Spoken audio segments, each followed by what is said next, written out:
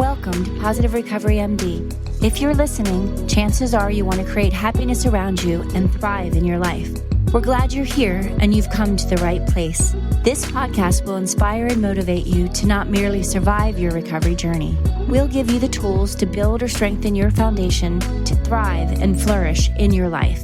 In each episode, we will come together as a community to have authentic conversations around addiction, recovery, and what matters, growth and progress, not perfection, all while developing positive habits for you to utilize. To learn more, please visit positiverecovery.com/podcasts to sign up and to receive the daily positive interventions that we'll review, as well as gain access to exclusive positive recovery content available only to Positive Recovery MD listeners. All right, let's get started.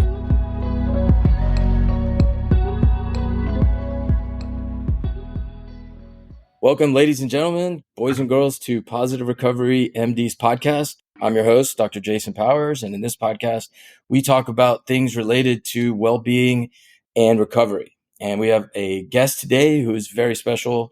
And John Bruna, who was a practicing monk and has an amazing tale. So I'm gonna let you tell your tale and then a little bit about what you're up to today, and we'll go from there. It's such a joy to be with you, and I really do appreciate all you do for so many in recovery. Thanks. Thank you for having me here as well. Yeah, the short version, one thing that's really important to me is just this last Wednesday, I celebrated 40 years in continuous recovery. So I was, I've been soaking it in this week. And so, I am a person in recovery. I entered on August 21st, 1984.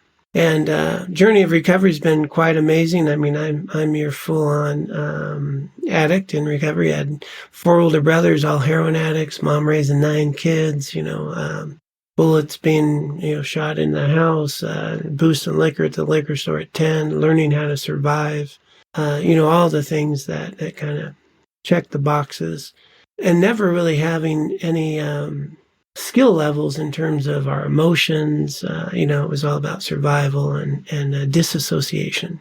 Didn't even know what that word meant back then. It was just, how we it's a survival skill out there, yeah. Right? Yeah.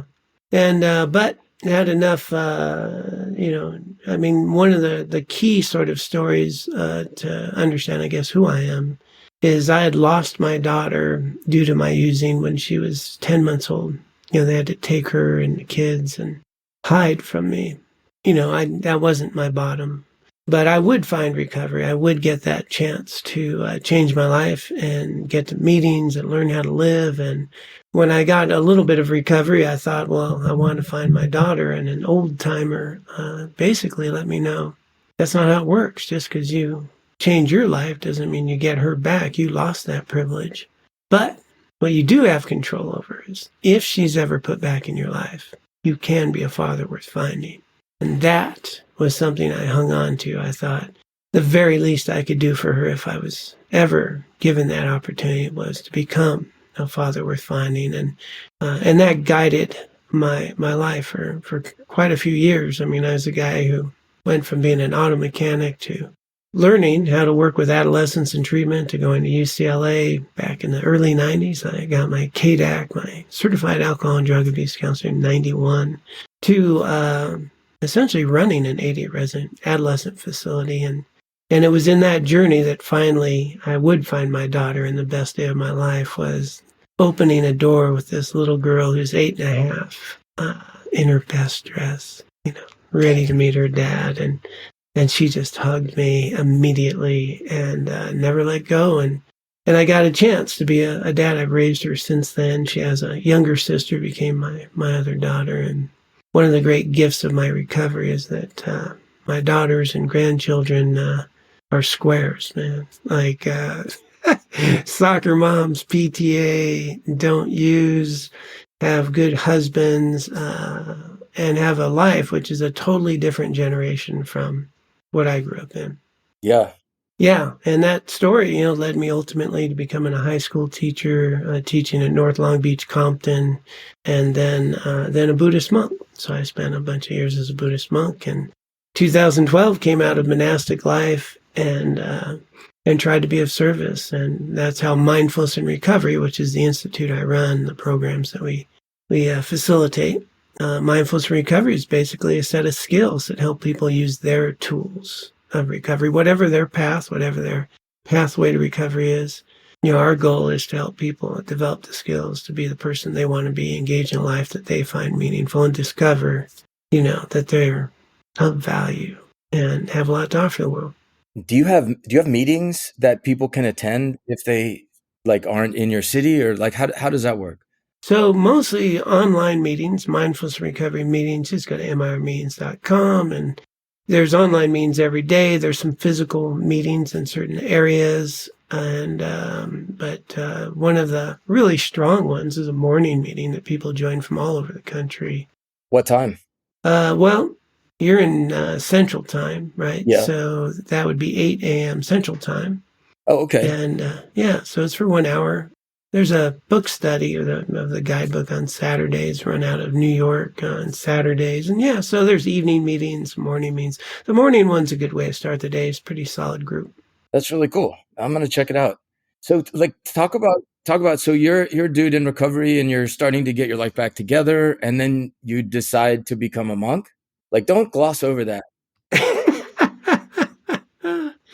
Yeah, well, it's a fascinating thing is what I've really discovered in life is that pain is a great motivator. I had about 15 years, I think, in recovery. About 15, my daughter's graduating high school. I'm, getting my teaching credential. My marriage fell apart. Divorce was happening, and I discovered something about my wife, and what had been going on was kind of like the bottom dropped out of my life. It was like I thought we had lived a certain way, and what I was discovering is more like a Jerry Springer show. And I went into this, pretty heavy depression. This opportunity, though, popped up, and it was interesting. It was recovery, even though I was depressed, even though, lethargic, even though, scattered thinking, all those signs. I never felt hopeless. I knew it was temporary. I mean, it went on for months, but every day I woke, I knew it was temporary. I think that's just the 15 years of living in recovery. But what I decided to do was do what they've always told me to do in recovery, which was take a year, don't get in a relationship, learn to meditate and develop a relationship with yourself. And so I actually took that advice that they gave me, many years earlier, and decided that for the first time in my life, I'm not going to seek a partner. I'm going to learn how to have a relationship with myself. I'm just going to be a good dad, and I'm not going to have sex and or seek that out, which was, not the way I had lived, and learn how to meditate. And so I started with 10 minutes a day, and it felt like an hour. And this journey of not engaging in sexual conduct, even self-sexual conduct, I avoided. It was all new to me. I just wanted to learn what was okay to be in my own skin, to learn what it was like that people talked about, to be comfortable in their own skin, to be able to have a relationship was to have one with oneself, right? And I've heard that talk, never knew what it meant. And it was a hard first 3-4 months.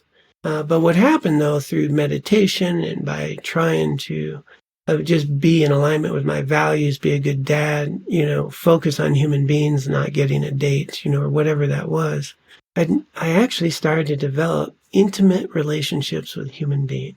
That was mind-blowing, that I wasn't looking whether they're hot or not, or wanted something, or they're beneficial or not. What I started to discover was an interest in a connection of being authentic with other human beings and just being who I was without asking anything in return, and seeing them for their value. And that went on for a year. I made a year-long commitment. By the end of that year, wow, I lived on a different level of being connected, intertwined, seeing the value of others. And my daughter would graduate, and I would go on to my teaching career. And when I moved to Long Beach to teach, I taught North Long Beach on the border of Compton. There was a Buddhist center there, an old Tibetan Lama. And now I'm a meditator. I'm in recovery. I'm helping students find a path and just fully engaged. I'm a parent to all these kids. I'm not looking for anything else. And I was ripe to meet this old Tibetan Lama. And, he brainwashed me, basically. I saw a human being who had love and kindness and tenderness. And so, kind of a fun story, depending on how much time is, I went to hear a teaching by a group of monks. And I was so inspired. This monk talked about how you could have the thought that everything you do could be helpful. Like, whatever you're doing, how can this be helpful to others? And I just felt like he meant it. So I went out and I wanted to learn more. I go talk to this little monk who's like, selling stuff. And I'm like, man, I want to learn how to do this. And, he didn't speak much English, but he knew how to take my money and sell me some swag. So I walked away with a mala and I saw a monk in the parking lot who's, Westerner. And I started talking to him and said, if you want to know how to do this, that Lama that you've been talking to, that Buddhist, he is one of the greatest of this whole tradition. Go volunteer, And so I cleaned bathrooms, I volunteered, I hung out there. One day, he said I was ready to go to India, get a haircut, join a monastery. And the shock to that was years later, I'm at the monastery, I'm getting ordained, they assign a teacher to you, and the teacher they assign is the monk who gave that talk those years earlier. Becomes my teacher living in India. I come back from India and there's this little round jolly monk who needs a place to live. The guy who sold me the mala becomes my roommate for the next, bunch of years. And the Westerner in the parking lot, well, essentially, I was assigned his job to travel with monks around the country. Basically, they set me up like years in advance. And then the biggest part was what drove me to do that was I went to see the Dalai Lama in 2004 and receive a teaching. And that inspired me to do this. 2006, when the Dalai Lama came back in town, I'm a Buddhist monk and I'm in charge of hosting the Dalai Lama for 6,000 people. Oh my God. In the Universal Amphitheater and in the Civic Auditorium in Pasadena. I was just a regular person in the audience. 2 years later, I'm a monk meeting the Dalai Lama and hosting that same event. It was quite shocking. Was it hard to transition back from that? From monastic life to human layperson stuff? Yeah. Not that hard. It's interesting. It wasn't that hard for me to become one. It wasn't that hard to come back out. Coming back out, not much had changed. As you can tell, I'm keeping the haircut. And yeah, I like what you're doing today. You're going the other way. That's nice. Yeah. And I'm trying to stay cool with the kids. And so when I came back, I had a very clear mission, and it was, to be helpful. It's always been my journey to be helpful. I was taught that in my early recovery, and then in monastic life. But was there a way? His Holiness the Dalai Lama asked us to provide to the regular humanity the essence of these teachings that can help them remove suffering and live a life that's meaningful. And so that mission, when I was a monk, it was my mission as a layperson. So as I transitioned, my goal was to provide these skills that are universal for all humans that help them engage in life, cultivating the causes of well-being, eliminating the suffering, and being the kind of person I want to be. So that's still part of my life outside of this work, which is secular, in mindfulness and recovery. It's for all people of all spiritual traditions or atheists or whatever. We ask them, basically, what's your values? What's life you want to live? Let's help you be that human being. But I do also still run a Buddhist center. I'm a Buddhist teacher. If you YouTube or whatever, you'd find that that's still a big part of my life. So the transition was simply a change of clothes, and the fact I can get married today. That's really cool. Can you maybe explain to me what's going on? Like if I tell you about a friend of mine? That's right. Okay, so this friend grew up in a house where there wasn't a lot of empathy. Over the years, like got in recovery, and fast forward now, part of like a daily prayer is please grant happiness and the root of happiness to all sentient beings, and please remove suffering and the root of suffering from all sentient beings. I'm sure I got it from your version of it. It sounds like, because I heard that the area of the brain that feels empathy is larger when in monks that do that type of, like the Dalai Lama's version of meditating, where it's a very giving and in that way. And I feel like it has enhanced my empathy, but it could be wishful thinking. You know how the brain is. So like, what's your take of this friend? I'm disguising. This friend. Yes. Foundationally, two things to understand is the difference between empathy and compassion. So empathy can trigger compassion, right? Because we resonate, we empathize, we can experience the feelings we can kind of suffer with or have joy with. We can have empathetic joy. It's kind of like a grandfather looking at the grandkids, that joy, that kid's joy is your joy. And so empathy is huge. And if you feel more connected, that's good. The more tangible way that we would do it is actually bring in the just like me. So we actually have a meditation. It's called Just Like Me. And so when I do a meditation like Just Like Me, all others want happiness. And then I bring to mind the ways that I've sought happiness that have been unhealthy and the ways that have been healthy. Then I look at someone that I like who's struggled, and they want happiness like me, and they do some of the same things, healthy and unhealthy. And then someone I don't like. And I notice, wow, we're doing some of the same things, trying to find happiness, and yet I've done some things that I don't feel good about. And I've done some things that are good.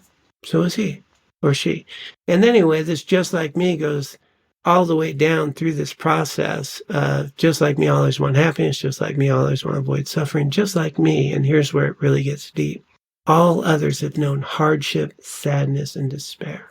And then in a meditation, viscerally bringing up the hardships of others and yourself. And then just like me, all others are trying to get their needs met. And then, aren't we all like that? And finally, just like me, all others are learning how to live. And so doing that meditation practice, we viscerally get to connect with the suffering, the joys, the struggles, the wisdom, and the poor choices we all make, and identify together. And this great sense of empathy, can arise. The problem with empathy is that it can also lead to hopelessness and despair. How? Different part of the brain than compassion. Compassion exists in the executive function, reward system. Compassion, people talk about compassion fatigue. I will argue there's no such thing. It's an oxymoron, doesn't even make sense. We have empathy distress, empathy fatigue. I am suffering with you. I'm feeling your pain. I get burnt out. I can get hopeless. Mm-hmm. Compassion is an energy. It is, the desire to remove suffering. It's motivating. And so compassion, by definition, within a Tibetan lineage, is actions that reduce suffering. Mm-hmm. So there's no way it's going to actually create burnout. Compassion are skillful actions, activities that eliminate suffering. And it's energizing. We want to do something. We're motivated. When people have that active compassion, they never burn out. But if empathy doesn't trigger compassion, it can trigger hopelessness, despair, burnout. Right. That you either have a desire to like act on its behalf, or you feel victim, you feel powerless, and you do not. Powerless is the key. Yeah, right? Yeah. And the foundation of what we call sort of wise compassion, compassion isn't being a doormat. That's not compassion. That increases suffering, right? Compassion to yourself, compassion to others. And a lot of people say, struggle with self-compassion, right? We have sort of a self-critical voice. Right. And I'll say, maybe you don't struggle as much as you know. Did you brush your teeth today? Yeah, I brushed my teeth. Well, is that a compassionate activity? Prevents you from having root canals and stuff? Yeah, okay. So let's start looking at all the things you do to reduce suffering in your life. And then, we start recognizing, well, actually, I do quite a few things. And then I also do some unhealthy things, right, to reduce a quick suffering, right? Yeah. And then we expand, well, that's really not compassion if it's actually causing long-term harm. Right. So compassion then, right, engaging in these exercises and skills that you teach and that we teach, that programs teach, is the most compassionate thing I can do for myself because it's going to reduce long-term suffering, right? That's great. I love that. But that's a skill that requires some effort. And, so. It's got legs, right? You have to do stuff. Yeah. You have to do stuff. But if you can identify that you're worth it and see a result, in other words, we have our reward system in our brain, right? Right. Dopamine is what people kind of get trapped with. Right. And dopamine releases actually impact our ability to have serotonin, which is actually feelings of contentment and well-being. And so we need to allow ourselves to have a reward for the good that we do for ourselves. And we're not good at that at all. We, as a Western culture, suck at allowing ourselves to feel good about the good we do. When I go to a treatment center anywhere, I ask anybody, how's it work when you take a compliment? Not very good. Oh, that's just what we do. People are so fearful of having a sense of pride or doing this stuff. And we are really good at identifying the things we do wrong. Right. We are sucky at recognizing all the good that we do all day, get a reward, get a pat on the back, feeling good about what we do. And so what's happening in our brain systems, we're not getting that little reward boost. We're not even acknowledging the good that we're doing.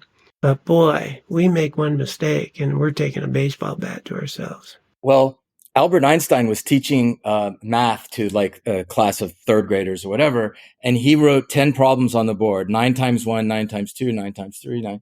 When he got to 9 times 10, he got them all right. And we got to 9 times 10, he wrote 91. And all the kids started laughing. And he let the laughter die down. And he said, despite the fact that I got 8 or 9 correct, nobody congratulated me. But the second I made one mistake, you guys were quick to point it out and laugh at me. And that shows you what the world is like. So be careful because, you're going to be punished and beat up for one mistake compared to 9 wins. Like you have to remember you had 9 wins, like keep things in perspective. The brain naturally goes to problems because it makes our brain light up, and the negativity bias, how we survived. And it's outlived its usefulness. So now it's beating me up. Mm-hmm. Like it doesn't need me to survive, but it somehow it's turned to criticism. Like, okay, well, at least it's working, right? It has a job, but it's crazy. And I tell it to go away, but it's there. Yeah. What do you do? And we can reprogram that. Yeah. And that's the deal, right? And that's, the great gift of neuroscience now that we can see the neural pathways, we can actually change the thoughts that pop up. And, one of the things I think is totally missed in most people's mindfulness practice, so much of watered down mindfulness just reduces it to being present in the moment, in non-judgmental ways. I mean, that's the baseline watered down reduction view. But mindfulness is really about living mindfully, about being aware of the thoughts and having good judgment and being able to choose a healthy thought over an unhealthy thought, to direct what you attend to, and even the capacity to change how you attend to a moment. Mm-hmm. Are you stuck in traffic or are you traffic? And are we all trying to get somewhere? What's so stressful about being stuck in traffic? You got a car, turn on some Neil Young, you got someplace to go. And we're all trying to go somewhere. Same situation, very different, environment, impact on oneself based on how you attend to it. One of the things that you were describing is what they call default mode of the brain, right? So if I'm not actively focused on doing something, the brain is all about me. Well said. Yeah. What I don't have, what I'd like to have, where else I'd like to be, what I didn't do right, or, me. And what you can do, and what very few people realize, is you can actually start planting, growing, and nurturing different thoughts. Our thoughts arise. We didn't think most of them. They just popped up. And then we went for the ride, So like every morning, if we were to take a little time and deeply reflect upon gratitude, things that you feel good about, success on purpose, consciously bringing those to mind, seeing how supportive you've been, seeing the people who've helped you, recognizing the value of your life, gratitude. And, for example, I take time to think about what I admire about my wife in the morning. And, why I married her, what her good qualities are. When I look at her, I try to just really adore her, see the good, And what happens is when I do that on purpose, consciously in the morning, when I see her, it's like, hey, how you doing? And instead of, you know what, you didn't put the freaking dishes in right, and what happens is over all these years of meditating and then nurturing loving kindness, compassion, those thoughts that you're talking about meditating that these monks do. When you're in default mode, your brain goes to gratitude, contentment. Right. Serotonin's available. And that becomes a process because what I water grows. What I think and do a lot becomes my tendencies. So we can consciously start thinking and doing things that support the person we want to be, the values that we have, and the life that we get to feel good about on purpose. And then that over time becomes our default mode.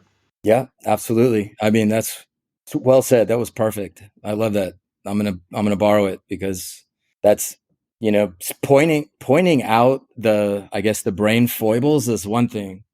We have to counteract them. We have to actively counteract them. And gratitude, you mentioned, I would forward that, like, by far, gratitude is the most evidence-based kind of mode, like positive thing, I guess, if you could say. Like, out of all the findings from positive psychology, gratitude is evidence-based. It does a lot.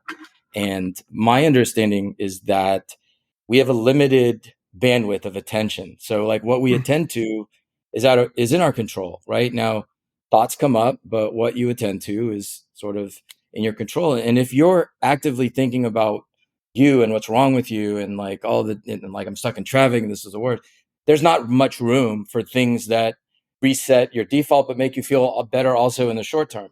But gratitude occupies enough of your bandwidth that it's really hard to focus on what's bad.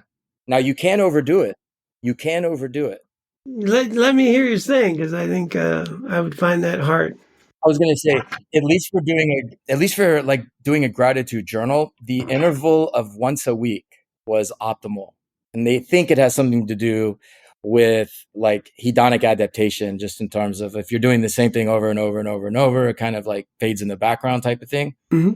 But I would say your exercise is actually, and I'll let you speak, your exercise of how you can appreciate your spouse is like the best advice for how to counteract hedonic adaptation, if I've ever heard of anything. So I'll stop there. Yeah. And so, the studies that you're citing, they're talking about what can become very rote, right? Yeah. So it fades in the background. I'm grateful I have food. I'm grateful I can see. I'm grateful I have 2 feet. That becomes very rote, doesn't have much of an impact over time. So doing it once a week would have more of an impact. But actually, if you just pick 1 or 2 things and go very deeply into them, not just I'm grateful for, my wife, and I start going more deeply and expands the life that we get to live together, and, the things, and you spend a lot of time connecting in a way that's fresh and new, then it's going to have a very different result. And David Steindl-Rast, have you ever heard of him? He's a priest, and he's all about gratitude. He actually gives this skill about how you cultivate it all day long. And he relates it to, in his TED Talk, stop, look, go. So it's kind of like coming to an intersection. And what he's saying is pause during the day, pause. And when you pause, recognize what's the opportunity this moment is giving you. In this moment, what is the opportunity? And then be grateful for these opportunities and then act on that opportunity. And so sometimes I've been playing with this for the last couple of weeks. And sometimes my opportunities, I get to do the dishes, man. I get to be a good husband. I get to be a partner in a relationship. But if I don't pause and see that as an opportunity, I might have a chore to do. Right. And so the gratitude that arises from being a good participant in a relationship and having dishes to wash and being this, well, now I'm watering gratitude all day long. And then that just permeates. And then, as you pointed out very well, so when you have gratitude, you know what you don't have? Resentment, anger, frustration, insecurity, fear, right? They're not available because I'm in gratitude. But when it gets those rote lists, it's like, was it in the DBT lady? She's talking about a checklist of like a pilot. They check a list, they can totally miss something because you're on habit. Right. And it's ineffective. Right. Yeah. One thing also that I wanted to say about attention, as you mentioned, what we attend to becomes our reality, right? Yeah, absolutely. The power to shift how you attend to something is the key to transforming your whole life, right? Is this an opportunity or is it a chore? How am I attending to the dishes? Now, if I change how I'm attending to it, I change my experience of it. And I can be empowered to see literally everything as an opportunity to improve, to learn, to grow. Or not, but that takes mindfulness. That takes training the mind so I have attention. That's where a practice of shamatha meditation, which we emphasize. Shamatha means it's basically attention meditation. Teaches you how to focus your attention and choose what to attend to. Because if you can do that. Oh, cool. Give me an example. Oh, so the breath, very simple breath, okay? So I'm focused on the breath. I'm on the breath, 1 breath, 2 breaths. That's not so interesting. I'm thinking about some new business plan, right? That's usually what happens.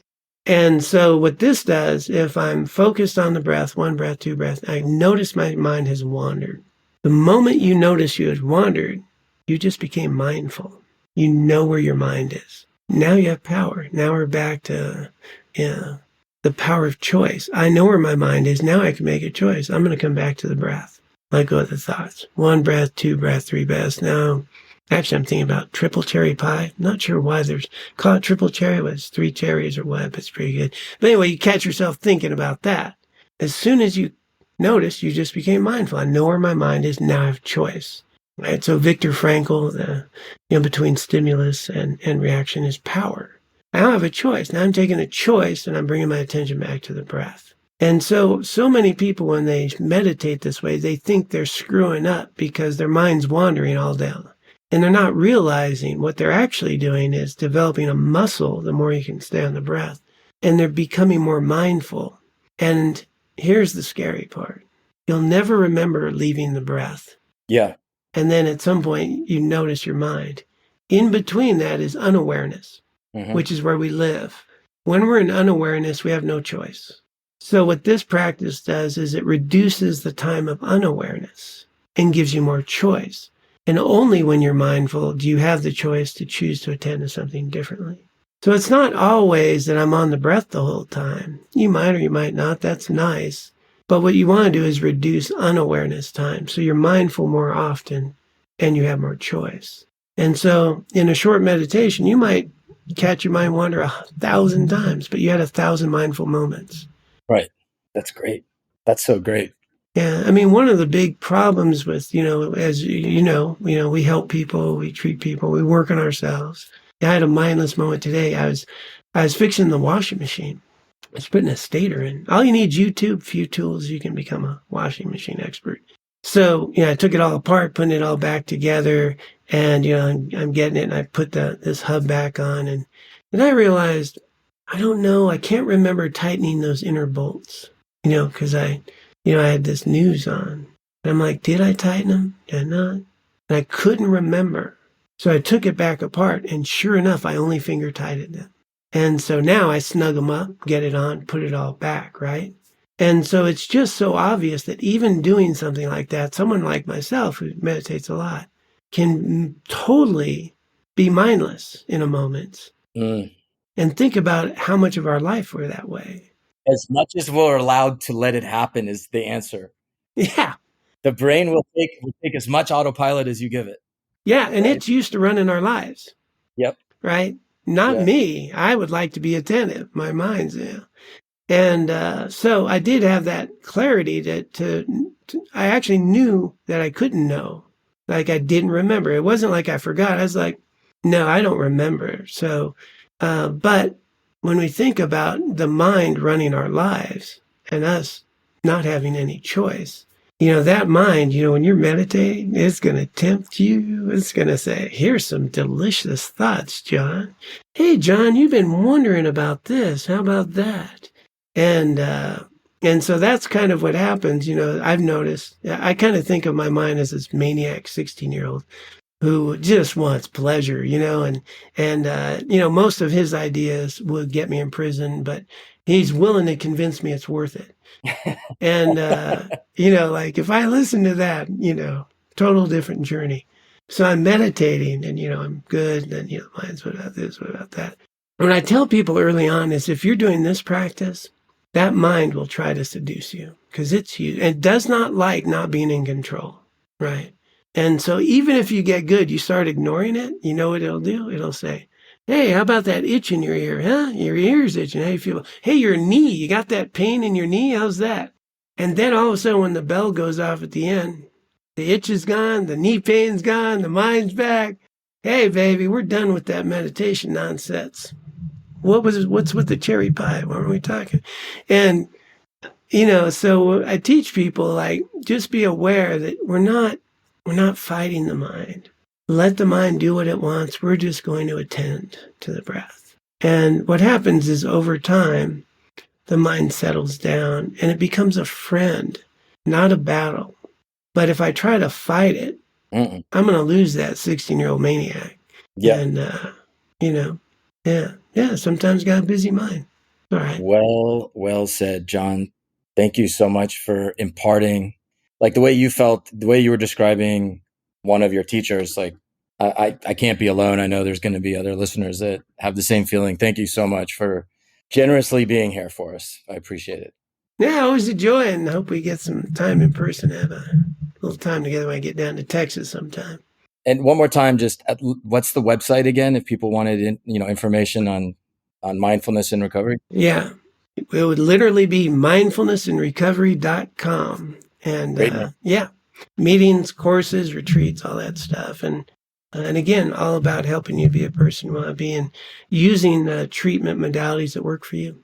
Thank you. Thank you, John. All right. Thank you. Good. And thanks for all the good work you do.